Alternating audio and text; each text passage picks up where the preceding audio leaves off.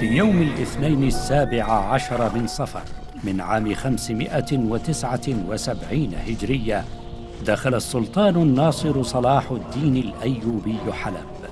كان يتلو قول الله تعالى: قل اللهم مالك الملك تؤتي الملك من تشاء وتنزع الملك ممن تشاء وتعز من تشاء وتذل من تشاء بيدك الخير إنك على كل شيء قدير. ألهب الفتح الشعراء فقصدوا السلطان مادحين، غير أن أعظم ما قيل في هذا الحدث قصيدة نظمها القاضي محي الدين بن الزكي جاء فيها: وفتحكم حلب الشهباء في صفر مبشر بفتوح القدس في رجب. فقدمها للسلطان فاستبشر بها وقويت همته، وكان الفتح في رجب كما تنبأ القاضي. فأسند له السلطان خطبة الفتح في جمعة مشهودة، وحار الناس في هذه النبوءة وكيف تحققت. في الغرب الإسلامي وقبل الفتح الصلاحي للقدس بأكثر من 60 عاماً، صنف ابن برجان، وهو الملقب بغزالي الأندلس، صنف تفسيره في القرآن الكريم، واستقرأ من فواتح سورة الروم أن بيت المقدس سينزع من أيدي النصارى ويعود لحوزة المسلمين. والعجيب أنه حدد عام الفتح وشهره ويومه، وهو 27 من رجب من العام 583 هجرية. تحققت نبوءة ابن برجان بعد وفاته ب5 عقود، وهي النبوءة التي اعتمد عليها القاضي ابن الزكي في بشارته لصلاح الدين الأيوبي. ولما بدأنا نبحث من سنة 1992 ل 2013 المعطيات الموجودة الآن لا بكفيها لا كتاب ولا 2 ولا 3 ولا 4 ولا 5، كله بقول 2022.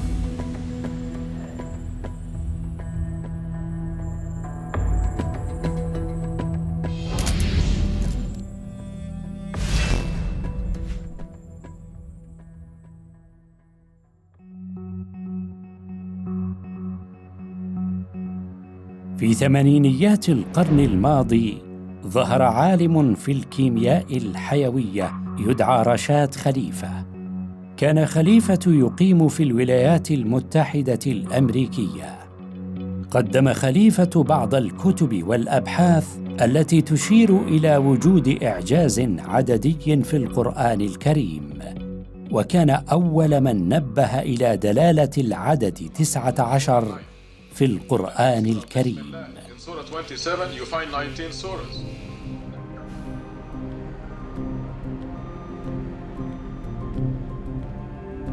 الحقيقة أول سمعي برشاد خليفة كنت صغيرا للغاية، يعني وجدت كتيبات رشاد خليفة موجودة في مسجد قريتنا الصغير والقديم في ذلك الوقت. لفت انتباهي أن رشاد خليفة يتحدث عن إعجاز جديد في القرآن، وهو الإعجاز العددي. كان يركز على الرقم 19. كان عنوان الكتاب يدل على أنه هو قام بعمل إعجازي هائل في القرآن الكريم، بالتالي أثار انتباهي هذا الكتيب وقرأته. لكن طبعا الأرقام وتعقيداتها وتفاصيلها كان صعب أنه الإنسان يدرك أبعادها. رد فعلي بالنسبة لبحوثه، كنت مهتم بوجوه الإعجاز المختلفة ودلائل النبوة، وبالتالي هذا شيء جديد يتعلق بالعدد، مع أنه هناك قبله من تحدث بالعدد، لكن هون في قضايا لافتة تختلف.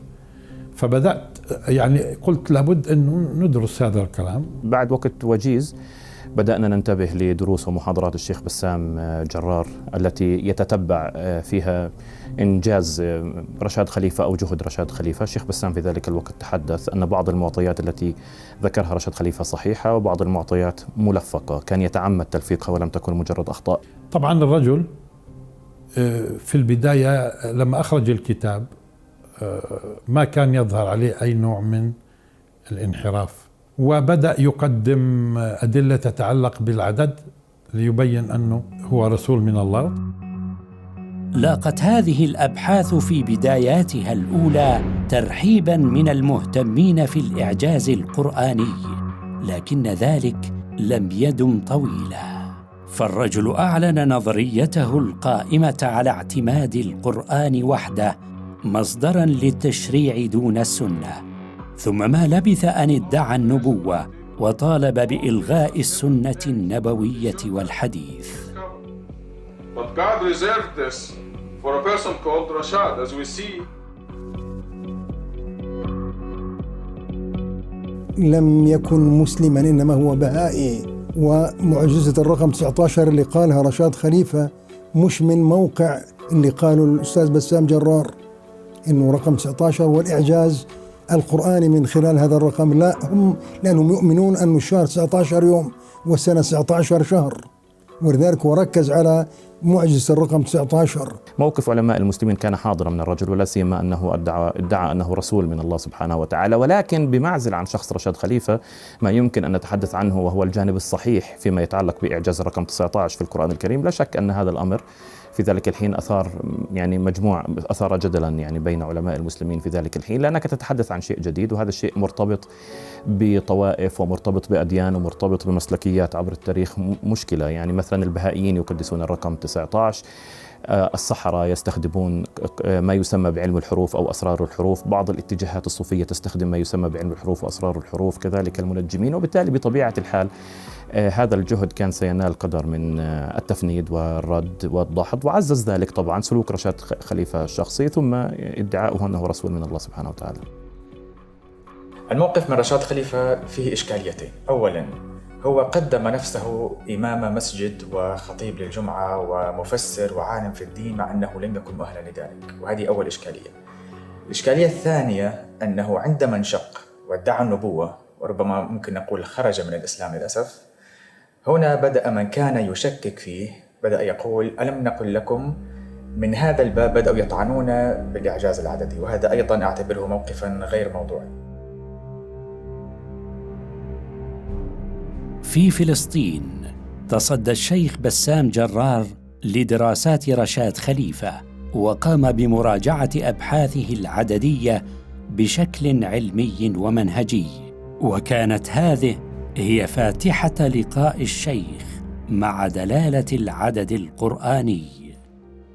نحن إذا أردنا نتحدث عن الشيخ بسام جرار، نحن سنتحدث عن جانبين في شخصية الشيخ بسام جرار. الجانب الأول، الشيخ بسام جرار هو أحد رواد حالة الصحوة والدعوة إلى الله سبحانه وتعالى في فلسطين عموما وفي الضفة الغربية خصوصا منذ أواخر سبعينيات القرن الماضي. نحن نتحدث عن رجل درس في كلية الشريعة في جامعة دمشق على أيدي كبار علماء الشام. لما كان يزور الجامعة الأردنية وأنا مدرس فيها قبل حوالي يمكن 45-50 سنة، كان طالبا في جامعة دمشق، كنت أعطيه المحاضرة فيسد مسدي ويزيد من فضل الله، وهو طالب من يومه وهو متميز الحقيقة. وربما بإجماع حتى نقاده أنه من أهل السنة والجماعة، ليس من أهل البدع والأهواء ولا الفرق الضالة.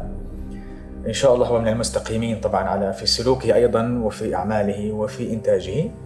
هناك خلاف حول ما جاء به، وتحديدا قضية الإعجاز العددي واستنباط بعض الأسرار والتنبؤات الغيبية المستقبلية من النصوص القرآنية، ولكن هذا بحد ذاته ليس مطعنا في عقيدة الرجل ولا في مذهبه هذا تحديدا. منذ تسعينيات القرن الماضي إلى الآن أصبح للشيخ بسام اهتمام آخر غير الاهتمامات الفكرية التي انشغل بها إلى حد كبير حينما قدم إلى الضفة الغربية من دمشق، وهو تفسير القرآن الكريم.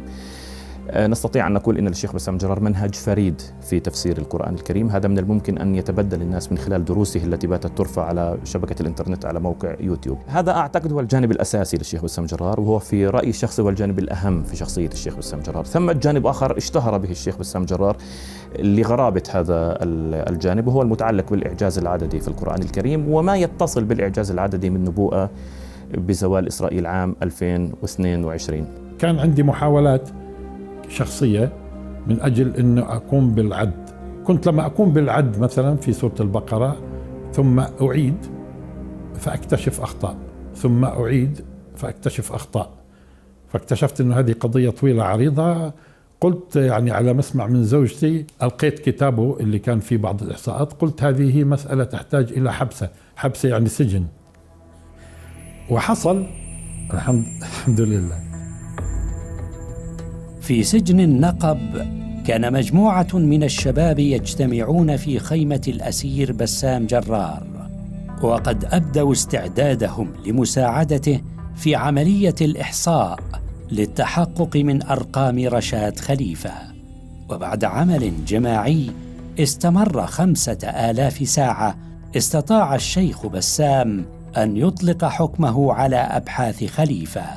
كانت نسبة الأبحاث الصحيحة مما قدمه خليفة تشكل 10%، بينما اعتمدت النسبة الغالبة في أعماله على أرقام مكذوبة وملفقة. أنت لما تجد 10% هي تؤشر إلى وجود نظام عددي، ولكن هو لأنه ما كانش يقصد أكثر من أنه يبرز شخصه ثم يدعي فيما بعد الرسالة فلفق. لا، وجدت أنه القضية فيها لها مسار آخر، ولذلك بدأت أبحث. فلما تحصلت لدي برضو نتائج تتعلق باستكشافات جديدة في العدد القرآني، أخرجت الكتاب الأول سنة 1990، عجيبة 19 بين تخلف المسلمين وضلالات المدعين.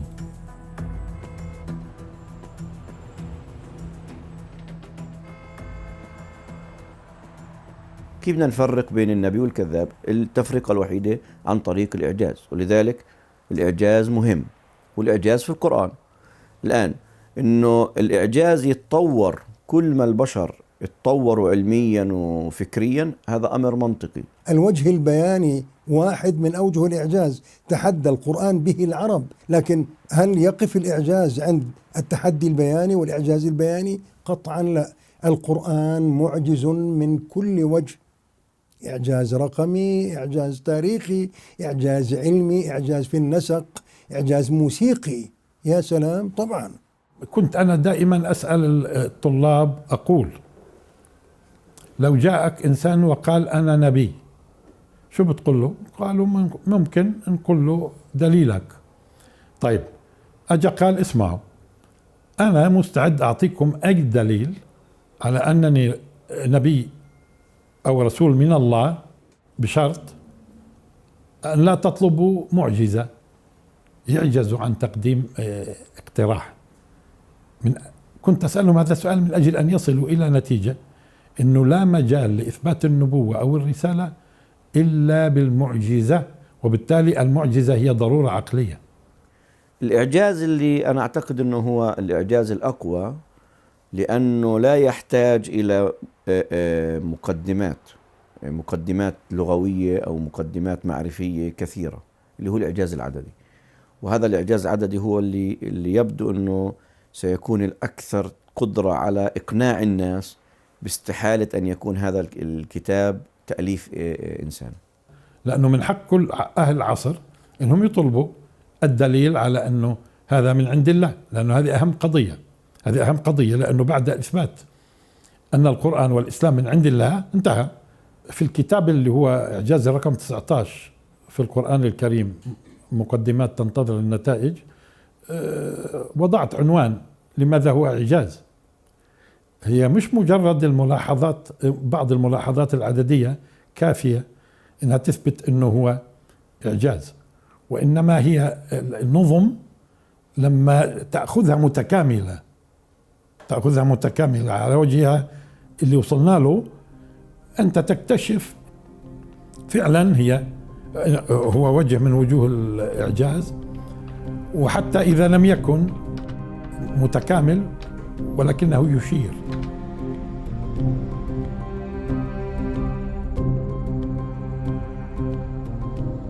الإعجاز العددي أيضا قضية إشكالية وفيها الكثير من الجدل. ربما منبع الجدل أنها قضية أو ظاهرة جديدة لم تكن في التراث، ولم تكن طبعا بالضرورة في صدر الإسلام، ولم يقل بها السلف. يعتقد أن أول من جاء بها هو الشيخ عبد الرزاق نوفل في خمسينات القرن العشرين. ثم يمكن أن نقول أيضا أن الشيخ النورسي كانت لديه بعض الإشارات في مؤلفاته، والذي توفي أصلا في الستينات، لكن نوفل كان هو أول من أصل لهذا الموضوع. وحتى الآن يمكن أن نقول هناك بعض الأبحاث الناقدة لأبحاث نوفل، مع أن بعض من جاء بعده حاول أن يؤصل ويضع بعض الضوابط للإعجاز العددي، ولكن ما زالت حتى الآن محل نقد وجدل. منطلقات العلماء الذين يعارضون هذا التوجه متعددة ومتباينة. ثمة تيارات علمية في الحقيقة نستطيع أن نقول أنها أكثر سلفية وظاهرية في التعامل مع المقاربات الجديدة مع القرآن الكريم. يعني طالما أن هذا الوجه ليس معروفا عند السلف، لم يتحدث به الصحابة، لم يتحدث به التابعون، لم يتحدث به أئمة التفسير المتقدمون، وبالتالي ثمة من يرفض هذا الوجه لهذا السبب دون أن يحاول أن ينظر إن كان ثمة أدلة داخلية في القرآن نفسه تشير إلى وجود مقدمات. العلماء وقفوا عند كثير من أوجه الإعجاز، وهذا الوجه أكثر جدلا فيه. يعني يمكن أضعف موقف حتى الآن حساب الجمل، الإعجاز الرقمي وفق حساب الجمل بالذات، لأنه هذا الأستاذ بسام يعني طلع به لسه جديد، هو قديم لكن إظهاره من جديد ظهر جديد. مش نرفض مباشرة كل شيء مرفوض أي لا، أولا تروى وناقش وادرس ثم أصدر حكم، الحكم بعد المداولة. جمهور العلماء بدءا من ابن عباس ومرورا بابن تيمية وابن كثير وابن حجر ابن القيم السيوطي الشاطبي وصولا للعصر الحديث، كل هؤلاء الجمهور على تحريم الاستنباط من علم الحروف عن طريق حساب الجمل. ولكن هناك فئة قليلة كانت ترى جواز ذلك، وعلى رأسهم السهيلي في القرن السادس، والزملكاني في القرن السابع، والألوسي الجد في العصر الحديث، وقلة قليلة من المتصوفة والشيعة. والذين رأوا جواز ذلك وعلى رأسهم السهيلي قالوا بشرط عدم الخروج بما يعارض الشريعة وعدم استنباط ما يعارض العقيدة. أما السؤال حول حساب الجمل وأصله ومن وضعه، ظهر الجمل مع ظهور الأبجدية، لأنه هو ملازم للأبجدية، أبجد هوز إلى آخره. الأبجدية العربية يبدو اللي وضعها أعطى كل حرف من حروف أبجد هوز قيمة عددية. كيف مشي من 1 ل10، بعدين من 10 صار يقول 20 30 لعند 100، من 100 صار يقول 200 300 ألف، يعني تكون الغين ضغ، الغين تكون 1000 قيمتها. هذا حساب الجمل. لما نزل الإسلام كان هو جزء من لغة العرب. بعض الناس الحقيقة اليوم، وهذا أمر مستغرب، يقولون من الذي أعطى الألف 1 مثلا والياء 10؟ هذا تحكم. فالرد عليهم سهل جدا. طيب من الذي قال أن القلم قلم وأن الحجر حجر وأن الجبل جبل؟ طبعا بدك تقول هذا اصطلاحات العرب. ممتاز، إذن اللغة هي اصطلاحات، وهذا اصطلاح العرب، إذن هو لغة وكانوا يستخدموه. تمام. فبالتالي إذن ما في معنى للقول يعني أنه هذا تحكم. طبعا هنا خليني أقول أنه إحنا في مركز نون قلنا ما يلي: بما أن القرآن نزل بلسان عربي مبين، وبما أن الجمل هو لغة العرب قبل أكثر من 1600 سنة قبل الإسلام وكانوا يتخاطبوا فيه، بالتالي إذن ما الذي يمنع أن يكون هناك أسرار تتعلق بالجمل في القرآن الكريم؟ لما بدأنا نبحث ونستقرأ، وإذا هناك مئات الأمثلة التي تثبت أن هناك جمل في النص القرآني. الإشكالية مع حساب الجمل عند العلماء في استنباط نبوءات من حساب الجمل، وليس الاستخدام المجرد لحساب الجمل، لأن في تاريخ المسلمين حساب الجمل للتوثيق للأحداث موجود، يعني في توثيق وفاة فلان أو ميلاد فلان أو الحديث عن حدث معين، تاريخ حدث معين، هذا لا يوجد فيه إشكال في الحقيقة. الإشكال عندهم هو في استنباط نبوءات من حساب الجمل، لا سيما أن هذه الطريقة كانت طريقة معروفة يعني عند اليهود.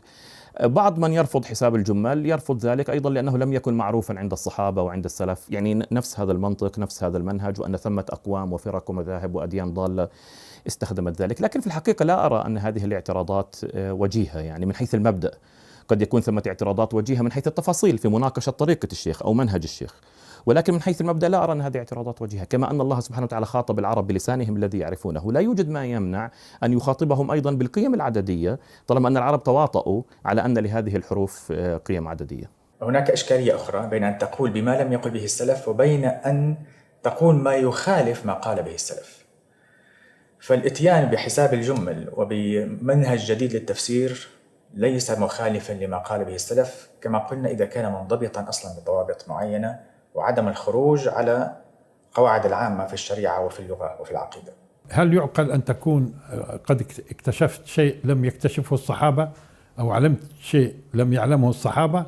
فقلنا لهم ممتاز، إذن أنتم تقروا بأنه الرسول صلى الله عليه وسلم لم يقل إن هناك نظم عددية في القرآن الكريم، وتقروا بأنه الصحابة والتابعين وأتباع التابعين إلى يومنا هذا تقريبا لم يقولوا بوجود النظم العددية في القرآن الكريم. ثم نأتي نحن في أواخر القرن العشرين فنستكشف نظم في كتاب يقال عبر 1400 سنة أنه معجز وأنه من عند الله، ثم نكتشف فيه هذه النظم. هون إذن لو بده يدعي أحد أن هذا الشيء صنع، بدي أفترض أنه يعني جدلا أنه الرسول صلى الله عليه وسلم يعني أجهد نفسه ووضع هذه النظم، فلماذا لم يتحدث؟ أن نرفض رشاد خليفة شيء، أن نرفض الإعجاز العددي شيء، مع احترامنا لإخواننا الكرام اللي ربطوا ما بين الشخص وما بين المبدأ، مبدأ الإعجاز العددي هذا مبدأ لا جدال فيه. لحد الآن أنا أرى أنه أعظم وجه في العدد القرآني يتعلق حتى الآن بترتيب المصحف، أقصد ترتيب سور المصحف، حيث الفاتحة هي السورة الأولى، البقرة السورة الثانية، وهكذا. فمثلا من الأمثلة اللي نعطيها للناس تصل بشكل سريع أنه مثلا سورة النحل هي السورة 16 في القرآن الكريم ترتيبها، ووجدنا أنه 16 هو كروموسومات ذكر النحل، 16 ضرب 2 الأنثى 32، فالوحدة البنائية حقيقة هي مبنية على 16. طبعا هناك بحث مطول في موضوع 16 في سورة النحل والقرآن الكريم بشكل عام، لكن كما قلنا هاي قد يقول البعض أنه صدفة. ثم أعطيناهم مثال فيما يتعلق بسورة الحديد، السورة الوحيدة اللي سميت باسم عنصر من عناصر المادة، ترتيبها 57 في المصحف، هي السورة 57. العجيب أنه 57 هو الوزن الذري للحديد وبالذات الحديد المغناطيسي. الآن ترتيب السورة الحديد 57، ثم لما بدأنا نهتم بحساب الجمل حسبنا وقتها على ضوء هذا الكلام لفظة الحديد فوجدناها 57 أيضا، فكان هذا يعني توافق مدهش. ثم وجدنا أنه مجموع من 1 ل 57، يعني لو جمعنا أرقام السور من 1 ل 57 تكون النتيجة 1653، وهذا 1653 الحقيقة هو ترتيب السورة 57 ضرب عدد آياتها 29 عدد الآيات، بيكون المجموع 1653. طبعا في متابعة لمثل هذه الملاحظات. الحقيقة سورة النمل هي السورة 27 في ترتيب المصحف، وسورة النمل تبدأ بط سين، فوجدنا أنه كلمة ط أو عفوا حرف ط متكرر في السورة 27 مرة، وهذا ترتيب السورة. وحرف السين هي طا سين متكرر 93، وهذا عدد آيات السورة. ثم وجدنا أنه مجموع طا سين هو 120، وهذا جمل نمل، النون 50، الميم 40، اللام 30، جمل نمل. نعم. ألف الشيخ بسام العديد من الكتب في العدد القرآني، ومنها إرهاصات الإعجاز العددي في القرآن الكريم، وكتاب لتعلموا عدد السنين والحساب، والمقتطف من بينات الإعجاز العددي. لكن الكتاب الذي أثار جدلاً واسعاً هو كتابه زوال إسرائيل 2022 نبوءة أم صدف رقمية. وقضينا إلى بني إسرائيل في الكتاب لتفسدن في الأرض مرتين ولتعلن علوا كبيرا. هل الإفسادين المذكورين في سورة إسراء انتهوا؟ طبعا تصور العلماء القديم كان منقسم، أغلبهم كان يتصور أنه انتهى. هناك من يقول أن الإفساد الأول كان مع نبوخذ نصر، الهلاك الأول، الهلاك الثاني كان مع الرومان حينما جاءوا إلى فلسطين. كلام كثير جدا كان يقال في هذا الموضوع، بمعنى نحن لا نستطيع أن نتحدث عن إجماع عند علماء التفسير عبر التاريخ على تحديد ماهية هذين الإفسادين وهذين الهلاكين. النقاش تجدد مع قيام دولة إسرائيل في 48، إنه طب هذا إذا انتهوا، طب هذا إيش؟ بالتالي عاد النقاش من أول وجديد. ولم يكن متوقعا عند علماء السلف أن اليهود سيجتمعون من جديد ويحتلون فلسطين من جديد، وبالتالي بغض النظر عن الإفساد الأول هل وقع أو لم يقع، هل هذا هو الإفساد الأول، ما يزال بعض المعاصرين يقولون أن هذا هو الإفساد الأول أو هل هو الإفساد الثاني، لكن لا شك أننا الآن أن الواقع التاريخي يفسر سورة الإسراء بأن هذا هو علو لبني إسرائيل، وأن هذا فساد لبني إسرائيل، وأن هذا العلو والفساد داخل في وعد الله سبحانه وتعالى لبني إسرائيل. كلما كانت تأتي مناسبة الإسراء في فلسطين كنت أعطي محاضرات في تفسير فواتح سورة الإسراء، وكان يتكرر هذا كل عام، فكان يقتضي أنه في كل عام أن ننظر أكثر وأكثر ونتحقق أكثر، لأنه لا يعقل أنك أنت تكرر في السنة نفسها كل سنة الكلام نفسه، فلا بد أن تعيد النظر وتعيد النظر وتعيد النظر، وهذا أخذ سنين. ونحن في مناسبة الإسراء ننظر في تفسير سورة الإسراء بالذات الفواتح حتى تبلور القناعات بالأدلة أن هذه هي المرة الثانية. وبالتالي من هون بدأنا في موضوع التفسير أولا، وكان القضية واضحة تماما أنه هذه المرة الثانية والأخيرة، وكان يحتاج الأمر إلى مفتاح فقط لاستكشاف الجانب العددي. وأنا أروي قصة سمعتها من أمي رحمها الله يوم قيام إسرائيل. دخلت عليها عجوز يهودية من جيراننا، وكان اليهود آنذاك متداخلين في المعيشة مع المسلمين. سنة 48 يوم إعلان قيام دولة إسرائيل دخلت تولول ودخلت تبكي، فقالت لها أمي: لما هذا البكاء؟ اليهود جميعا في فرح. قالت: لا، يفرحون ولكنه هذا يوم بداية الانحدار إلى المذبحة، سنجتمع وسنذبح. أنا كنت طفلا صغيرا وأسمع ذلك، حتى أنها قالت 76 سنة من المحتمل أن نذبح، ولم أكن أعني وأنا طفل ما خبر 76 سنة، حتى جاء خبر مذنب هالي وعرفنا أن له علاقة بعقائد اليهود وأن دورته 76 سنة. محاضرة الأستاذ الراشد هي في الأصل كانت يبدو تتعلق بالنظام العالمي الجديد في ذاك الوقت، خصوصا في 90، ويبدو حتى هذه المحاضرة كأنها أكثر من قسم، والقسم الثاني كأنه كان يريد أن يعطي مبشرات. من ضمن المبشرات ذكر قصته. الأستاذ الراشد يعني صديقنا العزيز، والله التقينا مرات وسمعتها هذه القصة منه مباشرة. ست بيت، ما هيش لا سياسية ولا مؤرخة ولا عالمة ولا دارسة، والنبوءة موجودة في مخزونها الثقافي. لفت انتباهي 76 على اعتبار كنت قبل سنتين مخرج كتاب عجيبة 19 اللي فيما بعد صار برضه ب 92 93 إعجاز رقم 19.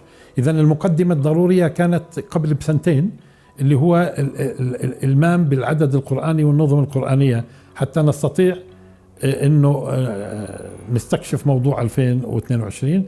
فكلامه لفت انتباهي في هذا الباب، وخصوصا أيضا قوله أنه في احتمال أنه الأمر مرتبط بالعدد ب 76 بدورة المذنب هالي، لأنه الراشد قال أنه هالي مرتبط بعقائد اليهود، والراشد عالم كبير معناته عنده اطلاع. مجرد وجود رقم يدلل على أنه هنالك شيء متداول بين اليهود، أو على الأقل الطائفة التي تنتمي إليها تلك المرأة.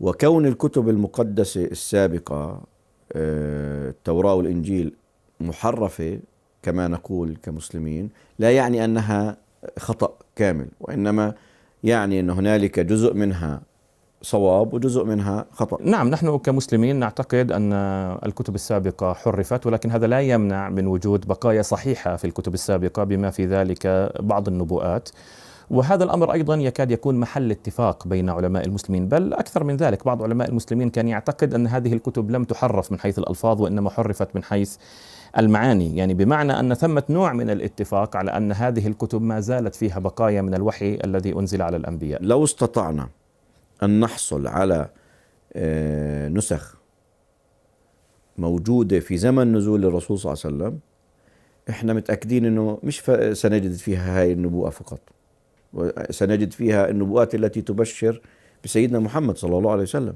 الحقيقة الأمر هنا متعلق بالمنطق الداخلي لنظرية الشيخ بسام جرار، يعني هل يستطيع أن يثبت ذلك بالمنطق الداخلي وبالأبحاث الداخلية من خلال نظريته في الإعجاز العددي وما يتصل بذلك من أرقام ومعادلات رياضية وعلاقات متعددة ما بين الكلمات والصور وترتيبها وحروفها وما شابه، يعني بمعنى أن هذه قضية مطروحة للبحث بالدرجة الأولى على المستوى العلمي والمستوى النظري، ثم التاريخ قد يصدق هذه النظرية أو لا يصدق هذه النظرية، لكن من حيث المبدأ أن يكون القرآن قد احتوى على هذه النظرية بشكل أو بآخر على الأقل على مستوى الإعجاز العددي، هذا وارد، لا يوجد ما يمنع ذلك.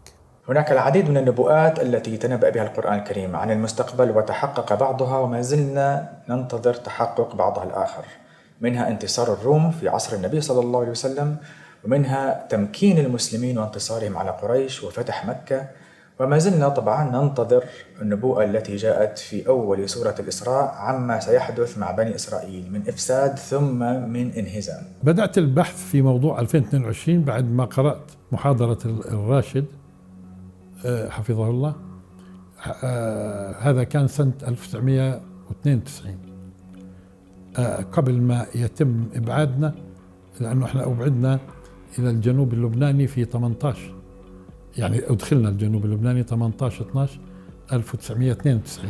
في كانون الأول سنة 1992 قامت قوات الاحتلال الإسرائيلي بإبعاد أكثر من 400 فلسطيني إلى منطقة مرج الزهور جنوبي لبنان. كان معظم المبعدين ينتمون إلى حركتي حماس والجهاد الإسلامي. قام المبعدون بالمرابطة في مخيم العودة لإرغام سلطات الاحتلال على إرجاعهم، وقد نجحوا في ذلك بعد سنة كاملة من إبعادهم.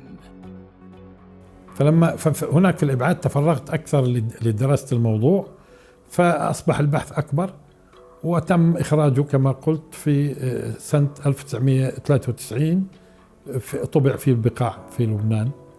هذا أول نسخة في موضوع 2022. البداية كانت موضوع 76، لأنها هاي هي اللي فتحت الباب، إنه قول العجوز اليهودية إنه هذه الدولة ستدوم 76 سنة، فأنا استغربت إنه يكون تحليل منها إنها تحلل هي سياسيا، تقول والله إنه هاي وجدت لذبح اليهود، مفهوم، لكن أن تحدد عدد 76 ثم إنه معناته هي سمعة من حاخامات.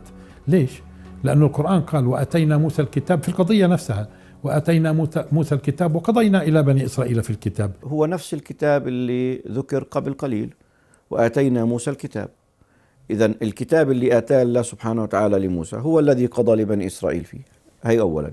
ثانيا، طالما أنه قضى لبني إسرائيل، إذن المنطق أن يكون قضى لبني إسرائيل في كتابهم، الكتاب الذي وجه إليهم، وبالتالي هو أخبرهم خبرا يقينيا جازما أنه سيحصل منهم كذا وكذا. الكتاب الذي يقصده الله سبحانه وتعالى هو التوراة، الكتاب الذي أنزل على موسى، وأنا لاحظت أن هذا الأمر يكاد يكون محل اتفاق بين المفسرين، بما في ذلك المفسرون المتقدمون، لأن الله قال لا تفسدن في الأرض مرتين، فهو خطاب موجه لبني إسرائيل. بعض المفسرين قالوا أن الكتاب هنا على مستويين، أن هو قضاء الله سبحانه وتعالى في علمه الأزلي أو في اللوح المحفوظ، ثم أنزل الله سبحانه وتعالى هذا العلم على صورة إخبار لبني إسرائيل. في النتيجة ثمة اتفاق أن الله سبحانه وتعالى أخبر بني إسرائيل في كتابهم الذي أنزل إليهم وهو التوراة عن هذين الإفسادين. القرآن الكريم واضح زي الشمس، لا خلاف عليه في الكتاب. طيب مش كل معلومات الوجود مدونة في اللوح المحفوظ؟ بلى، إذن الكتاب اللوح المحفوظ والقرآن أخذ من اللوح المحفوظ، صاروا اثنين. وفي كتبهم، توراتهم، تلمودهم، موجود في هذا الكلام، وإن كانوا يخفونه مثل ما قال القرآن يخفونها وتبدون، تبدون وتخفون. هم يخفون كثير ويبدون قليل. القرآن أشار إلى هذا. إذن كتابهم، كتابنا اللوح المحفوظ، كله اختصر في كلمة واحدة: الكتاب. لذلك بعض الناس اليوم أنا اللي أستغربه إنه بيقولوا إنه إحنا يعني اعتمدنا على نبوءة عجوز يهودية. هذا غير صحيح، هذا كان هو المفتاح فقط. طيب وبالتالي أنا ما بصدق أصلا إيش بتقول هي ولا غيرها، ولكن بدي أتحقق، لأن القرآن قال: وأتينا موسى الكتاب وقضينا إلى بني إسرائيل في الكتاب، في موضوع هذا نفسه. فقلت إذا كان 76 فبدها تكون هذه قمرية، لأن اليهود يتعاملون بالشهر القمري. فقلت 1948 زائد 1948 تقابلها على فكرة 1367 لما قامت إسرائيل. 1367 زائد 76 أعطتني 1443. طبعا ال 76 هي تقريبا 74 شمسي. 1948 زائد 74 2022. إذا 1443 الموافق 2022 إذا كان الكلام صحيح. طيب كيف أتحقق؟ هون بدأت في موضوع العدد القرآني، على اعتبار أنه قبل بسنتين كان عندي كتاب في موضوع العدد القرآني، وعندي يعني خبرة في قضية الأنماط العددية في القرآن الكريم. منها مثلا أنه في سورة الكهف مثلا عندنا قصة الكهف 18 آية. لفت انتباهي أنه ترتيب السورة 18، وقصة عيسى عليه السلام في المصحف في سورة مريم 19 آية. طيب والسورة 19. طيب وقصة يوسف عليه السلام، طيب ما هو يوسف أخته ال11، يعني نشأة الأسباط 12. طب السورة 12. طيب إذن في عدد. فأخذت الآن من بداية القصة في سورة الكهف: أم حسبت أن أصحاب الكهف والرقيم، واستمريت أعد لعند ولبثوا في كهفهم. الكلمة التي تأتي بعد كهفهم اللي هي كلمة 3 هي الكلمة 309. فأصبح عندي جوابين: جواب بياني ولبثوا في كهفهم 300 سنين وازدادوا 9، وجواب عددي لبثوا في كهفهم 309. هذا بيعني أنه كل كلمة قابلت سنة، يعني 309 سنة. معناته ممكن أحيانا الكلمة ترمز إلى سنين، ممكن الحرف يرمز. قلت طيب لعله يكون قانون الموجود في سورة الكهف اللي هي السورة 18 موجود في السورة 17 اللي هي سورة الإسراء، إنه كل كلمة ممكن ترمز إلى سنة. فقلت بدي أبدأ العد من بداية النبوءة. طب هل هي بداية النبوءة قول الله سبحانه وتعالى: سبحان الذي أسرى بعبده ليلا من المسجد الحرام إلى المسجد الأقصى الذي باركنا حوله لنريه من آياتنا إنه هو السميع البصير، ولا من وآتينا موسى الكتاب ثم وقضينا؟ واضح من عنده آتينا موسى الكتاب، بده يتكلم الآن عن النبوءة. وقضينا إلى بني إسرائيل في الكتاب، فبديت من عند وآتينا موسى الكتاب أعد وأنا في ذهني رقمين أو عددين، إما 1443 أو 2022. لوين العد؟ العجيب إنه وعد الآخرة تكرر في القرآن مرتين. فإذا جاء وعد الآخرة ليسوء وجوهكم، هذه في الآية 7. فإذا جاء وعد الآخرة جئنا بكم لفيفا في الآية 104. إذن معناته السورة كلها منتمية لموضوع وعد الآخرة، وعد الآخرة والكلام مع بني إسرائيل في الثنتين في البداية والنهاية. السورة كلها منتمية. بدأت أعد من عند وآتينا موسى الكتاب لعند فإذا جاء وعد الآخرة جئنا بكم لفيفا. ليش لهون؟ لأنه بعد هيك بصير تعقيب: وبالحق أنزلناه، يعني القرآن، وبالحق نزل إلى آخره. فهون لما بديت أعد في ذهني كما قلت عددين: العدد الأول 1443 أو 2022. طب شو احتمال الصدفة إنه يطلع كلمة لفيفة من بداية الكلام في النبوءة هي 1443؟ ثم كانت المفاجأة فيما بعد برضو أنه جمل فإذا جاء وعد الآخرة جئنا بكم لفيفا، جملها وفق قراءة ورش.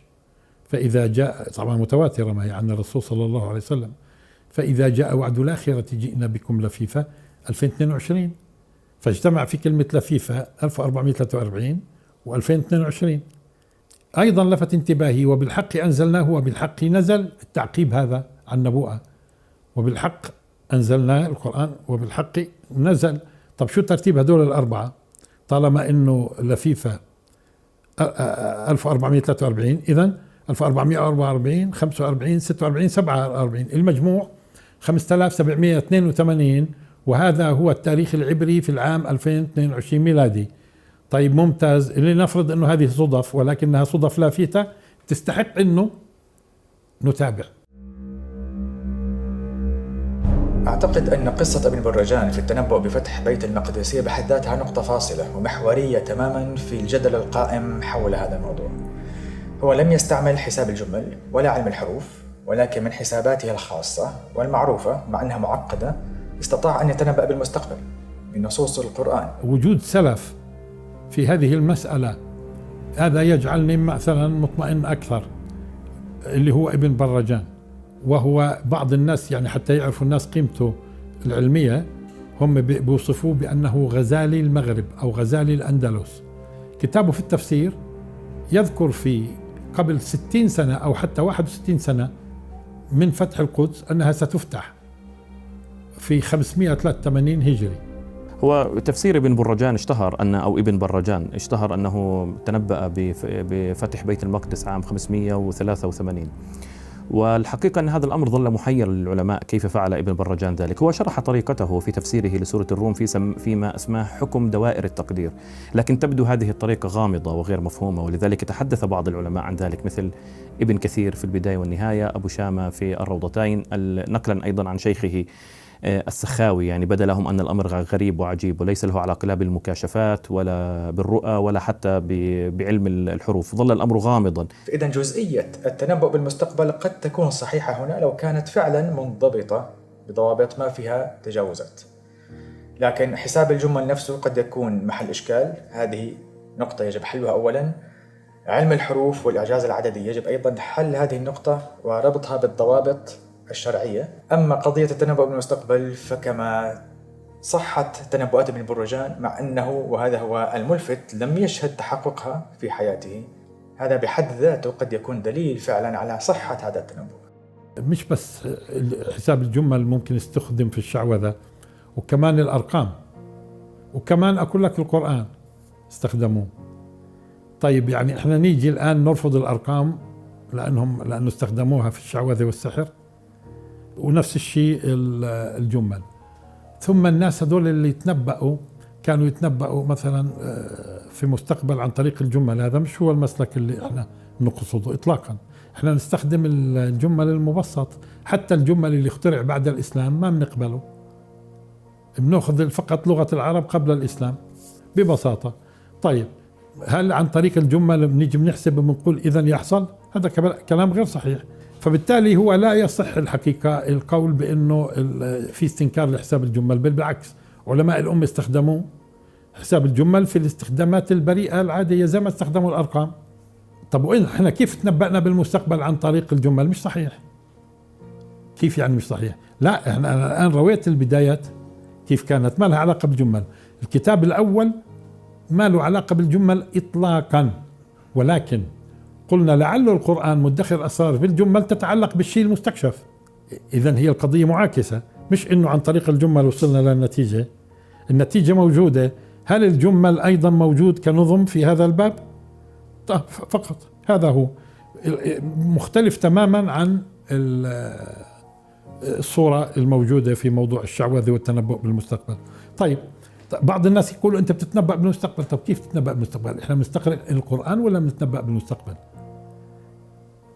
يعني كأنهم هم ما بيعرفوا إذن إيش الموجود.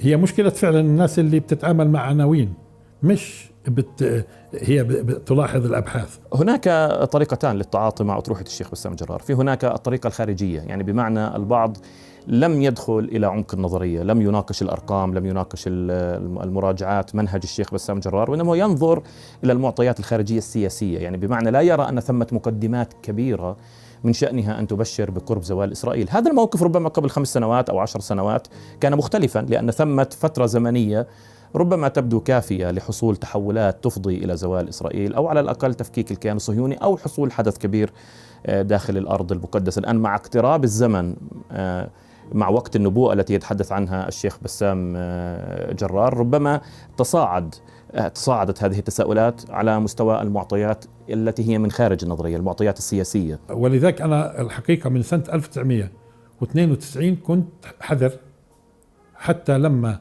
أخرجت الكتاب الأول في 93 كان العنوان زوال إسرائيل 2022 ميلادي، نبوءة أم صدف رقمية. وفي داخل الكتاب في المقدمة بقول لا أقول إنها نبوءة ولا أقول إنها ستحصل، ولكن أنا بعرض على الناس وهم اللي بيحكموا، واجبي أعرض وهم بيحكموا. فالناس المتفاهمين بيفهموا إنه إحنا ما جزمنا، وكنت أكرر هذا الكلام في المحاضرات. ما قاله الأستاذ بسام جرار وغير الأستاذ بسام جرار بظل حتى يتحقق في الواقع، بظل نبوءة مستقبلية إلى أن يأتي الواقع ويطابق هذا الكلام، صار قطعا وجزما ويقينا، لأن ما نقدرش نقول هذا قطع ويقين مثل ما هو الأرض كروية. لا، يعني لغاية الآن ينبغي أن تمر الواقع ونرى تحققها وتصديق الكلام بواقع ساعتئذ يطابق القول الواقع، ما بيعود فيه تشكيك. لكن ممكن يكون في ناس يفتنوا، ممكن لأنهم هم فاهمين غلط ومعتبرين أن القرآن صرح وتفاصيله. هذا الكلام صعب بالحقيقة مع كل هذه التنبيهات عبر 29 سنة، صعب إلا تجد ناس يعني وضعها، ومن الناس من يعبد الله على حرف. يعني ما يقوله الأخ العزيز الأستاذ بسام هو علم، لكن بنقدر نقول عنه حق اليقين وعين اليقين. إن شاء الله أنه بالنسبة لنا علم يقين، لكن حق يقين وعين يقين لما يتحقق في الواقع، إذن في احتمال خطأ ممكن جدا. الذين يتعاطون مع النظرية نفسها من الداخل هم في الحقيقة قلة. ثمة البعض لديه استشكالات تحدثنا عن بعضها مبدئية، متعلقة برسم المصحف مثلا، متعلقة بالقراءات القرآنية، متعلقة بطريقة الشيخ بسام جرار في عد الحروف، متعلقة بطريقة الشيخ بسام جرار في احتساب القيم العددية للحروف، أو يعني بمعنى في هناك من يعترض على المبدأ وهناك من يعترض على التفاصيل. وأحيانا في ناس لا ضللتهم أبحاث أخرى، ظنوا أنه هذا ضمن هالكم هذا غير صحيح اللي يلقى هكذا، انه هاي واحدة منها، هاي برضو تسيء. يعني وجود ابحاث محرفة، حتى اللي بحثنا في ناس حاولوا انهم يخرجوه بطريقة محرفة من اجل ان الناس لا تتابع في الموضوع. استطيع ان اقول ان نفصل النقاش هنا الى مستويين. فيما يتعلق بالاعجاز العددي، هناك مؤشرات ومقدمات تدل على وجود اعجاز عددي في القرآن الكريم، لا يمكن ان نقول انها مصادفة في الحقيقة. متعلقة بترتيب الصور داخل المصحف، متعلقة ببعض القضايا العلمية عن العدد الذري مثلا للحديد أو كروموسوم النحل أو لا يمكن، يعني هاي الحديث عن مصادفة يبدو أمرا بعيدا. هناك مقدمات، لكن هل هذه المقدمات وصلت إلى نظرية رياضية متكاملة بحيث نستطيع أن نتعاطى معها بشكل واضح؟ لم نصل إلى مثل هذه النظرية بعد. هذا فيما يتعلق بالإعجاز العددي. فيما يتعلق بزوال إسرائيل عام 2022 أيضا في هناك مقدمات كانت تبدو محصورة بشكل أفضل في البداية، الآن توسعت بشكل كبير، ومن ثم إمكانية التعاطي الإيجابي مع هذا الموضوع واردة لكن دون جزم.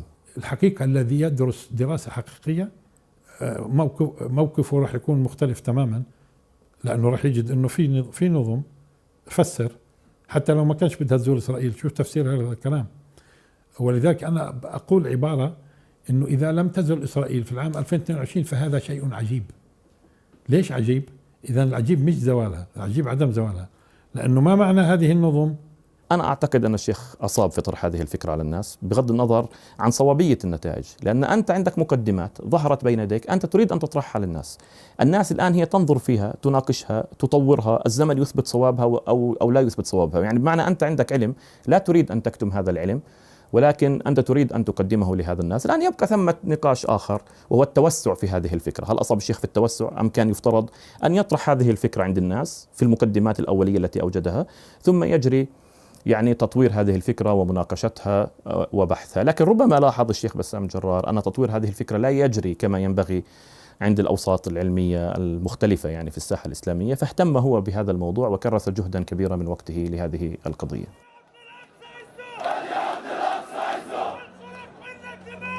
يرى بعض منتقدي نبوءة الشيخ بسام المتعلقة بزوال إسرائيل أنه قد فتح باباً للوهم والتفاؤل المفرط الذي يدعو للتواكل والانتظار. حقيقة هذا الانتقاد على الشيخ بسام جرار أن نبوءات زوال إسرائيل تؤدي إلى التواكل هي انتقادات نظرية غير واقعية.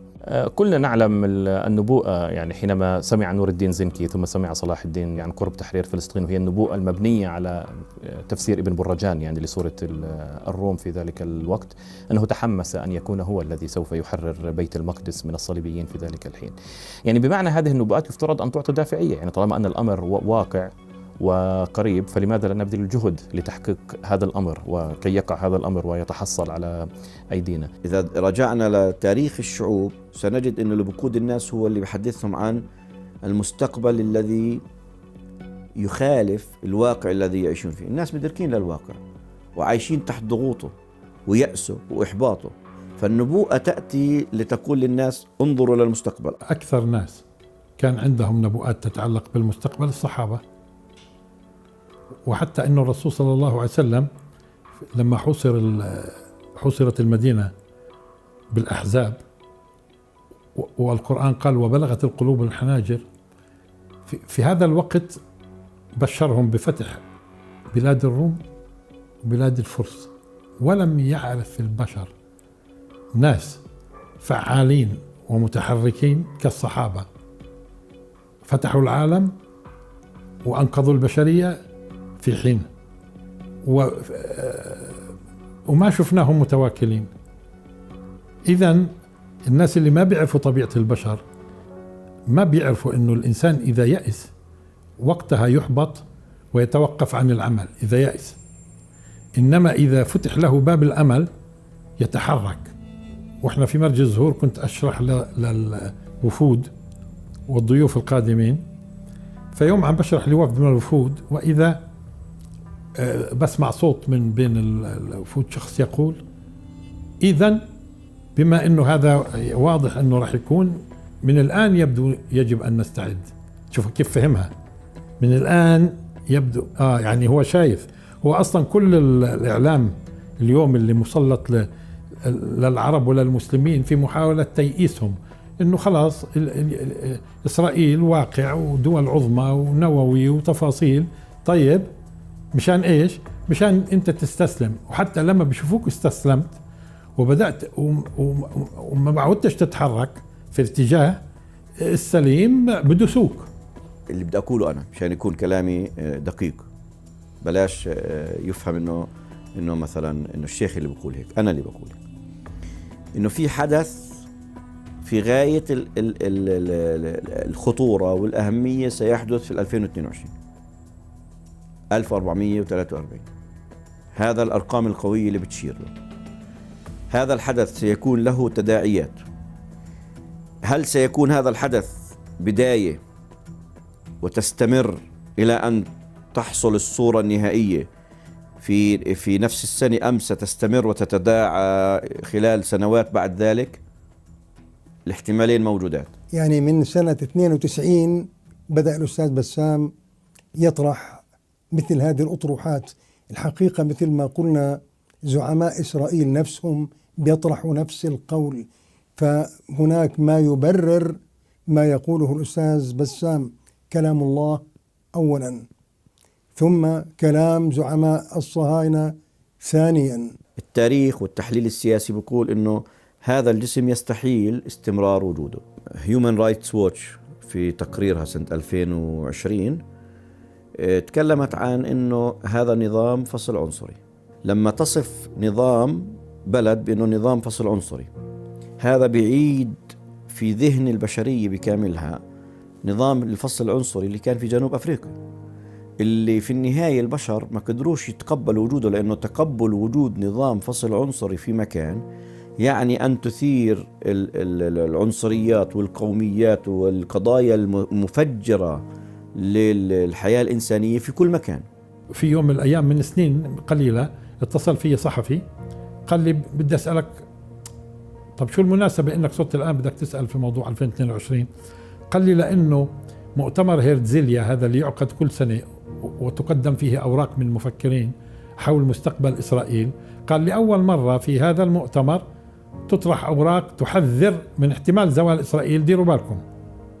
قال وبالتالي أنا لفت واتصلت فيك. تمام؟ فهو الحقيقة في الآن معطيات كثيرة الحقيقة، وحديث طويل من قادة عسكريين وغيرهم مفكرين عم بشككوا في احتمال بقاء إسرائيل.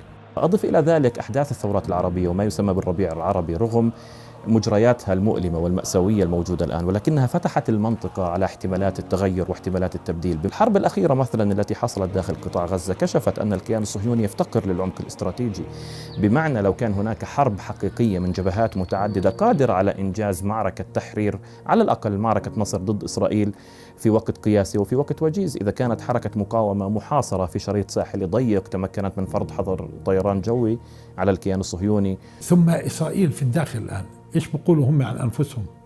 القادة العسكريين بيقولوا الجيش الإسرائيلي وصل إلى درجة لا يمكن إصلاحها. تمام؟ اثنين، الشعب نفسه اللي الناس من خلال تعاملهم هون في بلادنا معهم مدركين إنه الشعب اللي اليوم موجود مش هو اللي كان قديم. الآباء المؤسسين حتى فيش قادة. لاحظ في الانتخابات الأخيرة 4 مرات وعداء بينهم شديد. أزعم أنه في بدء تحول في الرأي العام العالمي وبالرأي العام الأمريكي بالذات والأوروبي، لأنه يعني حاملك على كتافي بقالي 70 سنة ضخ أموال وضخ أسلحة واسكت عن جرائمك وسكت العالم وسكت القادة العرب، اسكت أنت وهو. يعني حشيلك إلى متى؟ يعني طفل صار عمره يعني 70 سنة وأنا شايله على كتافي. حينما تورط إسرائيل الولايات المتحدة الأمريكية في حرب العراق لم يكن ثمة مصلحة للولايات المتحدة في احتلال العراق وتفكيك الجيش العراقي وإنفاق هذه الأموال الهائلة والباهظة والإضرار بالاقتصاد الأمريكي وقتل آلاف الأمريكيين من أجل تفكيك جيش عربي من أجل إسرائيل فقط. إسرائيل الآن تريد أن تدفع الولايات المتحدة، أو كانت في فترة ترامب تريد أن تدفع الولايات المتحدة لشن حرب مع إيران، بمعنى أن إسرائيل بدلا من أن تكون هي القاعدة القتالية المتقدمة التي تحمي مصالح الغرب أصبحت طفلا مدللا يكلف الغرب جنود وأموال وسلاح ومشاكل استراتيجية ومشاكل سياسية. كثير في تغيرات. حتى السنة هاي كان في مفاجآت بعد الحرب الأخيرة هاي، مفاجآت إنه رجال كونغرس بيطلبوا من بايدن إنه ما يزودش إسرائيل بأسلحة. في مدينة واحدة زي ميشيغان يطلع 400,000 متظاهر. الجامعات انقلبت كلها ضد إسرائيل. إذا كان الإحصائية جديدة ربع يهود أمريكا معادين لإسرائيل. يعني الآن فورين بوليسي لما يكتب ستيفن والت مقال ويقول إنه أما آن لأمريكا أن تتخلص من العبء الإسرائيلي، يعني لمتى حنظل ندعم إسرائيل ونضخ فيها الأموال اللي احنا الآن محتاجين إليها؟ فهي عبء أن نتخفف منه. دبروا شؤونكم. كيسنجر كما هو معروف الآن على فكرة هو في 90 من عمره، ممكن 92 93، ومعروف إنه الرجل هذا ثعلب السياسة ويهودي ومتعصب لإسرائيل، وكان وزير خارجية أيام نيكسون. في 2012 صرح لصحيفة أمريكية إنه خلاصة الكلام بعد 10 سنين ما فيش إسرائيل، وقال وكرر بهذا الطريقة، قال أؤكد بعد 10 سنين فيش إسرائيل. اللي مثل كيسنجر هذا بيكون عنده معلومات على تغير السياسات الغربية وتقييم وجود إسرائيل وهل هي تخدم المصالح ولا بتخدمش، يعني أصبحت وجودها مكلف ويشوش على سياسات غربية إلى آخره. في الحقيقة هناك نعم مجموعة من التحولات الأساسية الموجودة في الساحة الفلسطينية وفي الساحة العربية وحتى في الساحة الدولية. هناك حالة سيولة موجودة في العالم قابلة لأن تنبثق عنها أحداث متعددة، لكن لا نستطيع أن نجزم من خلال هذه الأحداث أن ثمة أمر قريب سيكون بعد بضع شهور. ربما لو قبل 5 سنوات أو 10 سنوات كنا أكثر تفاؤلا. نستطيع أن نقول أن هناك مبشرات بالرغم من كل الوقائع المؤلمة الموجودة الآن، في هناك مبشرات بإمكانيات تغيير، دعنا نقول على مستوى متوسط، لكن أن نعطيها أكبر من حجمها وأن نعتقد أنها، أنا أتحدث الآن عن المستوى المادي ولا أتحدث عن المستوى الغيبي والإيماني، أن نعطيها أكبر من حجمها أعتقد أن هذا نعم إفراط في التفاؤل. أما على المستوى الإيماني والغيبي كل شيء ممكن وواقع، والشيخ بسام جرار نفسه يقول أن تحرير فلسطين قد يكون معجزا، وهذا الذي يعطي النبوءة قيمتها. التاريخ دائما أو غالبا يحمل مفاجآت كبرى. نعم هناك سنن كونية، سنن تاريخية ممكن نتنبأ على أساسها، نقيس عليها، ولكن ليست حتمية.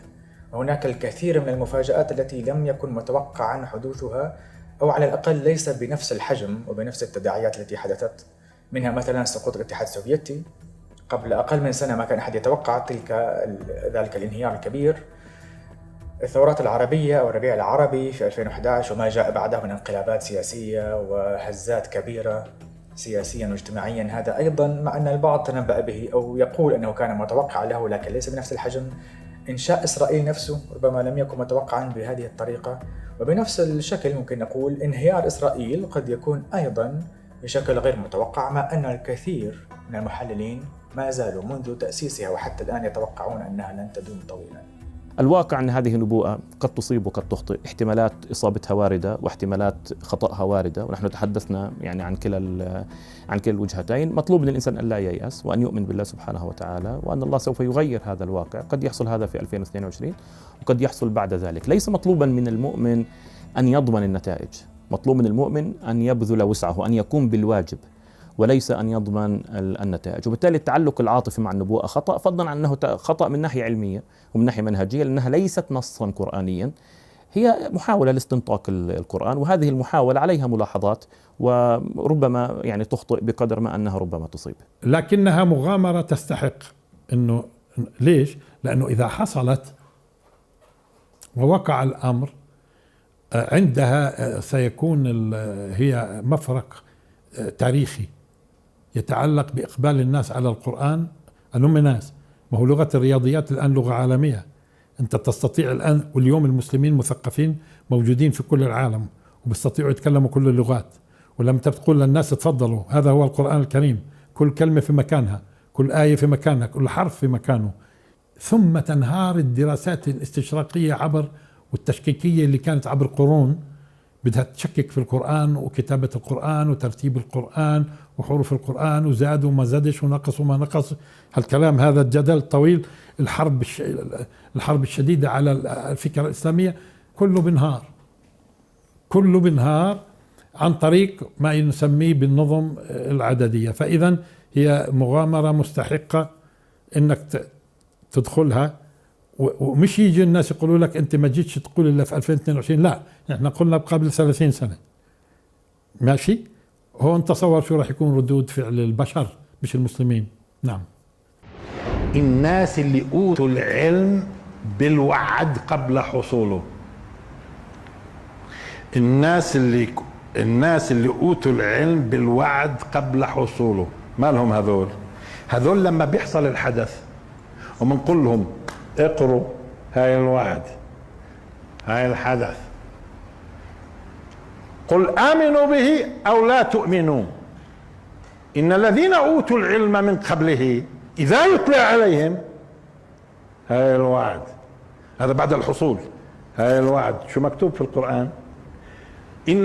لاحظوا، قل آمنوا به أو لا تؤمنوا، إن الذين أوتوا العلم من قبله إذا يتلى عليهم يخرون للأذقان سجدا ويقولون سبحان ربنا. شوف هذا ايش؟